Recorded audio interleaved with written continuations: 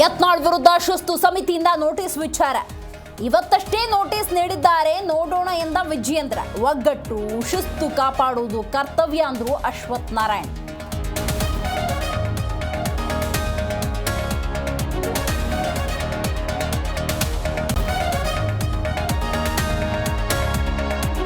International cricket stadium ಶಂಕುಸ್ಥಾಪನೆ, cricket bat ಬೀಸಿ ಚಾಲನೆ ನೀಡಿದ ಸಿದ್ದರಾಮಯ್ಯ. ಸಚಿವರಾದ ಪರಮೇಶ್ವರ್, ರಾಜಣ್ಣ ಸಿಎಂಗೆ ಸಾಥ್.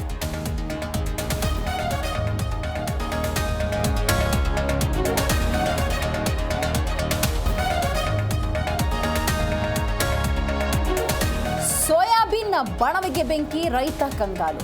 ಕಿಡಿಗೇಡಿಗಳಿಂದ ಕೃತ್ಯ. ಲಕ್ಷಾಂತರ ರೂಪಾಯಿ ಮೌಲ್ಯದ ಸೋಯಾ ಭಸ್ಮ. ಧಾರವಾಡದ ಕುರುಗಟ್ಟಿ ಗ್ರಾಮದಲ್ಲಿ ಘಟನೆ.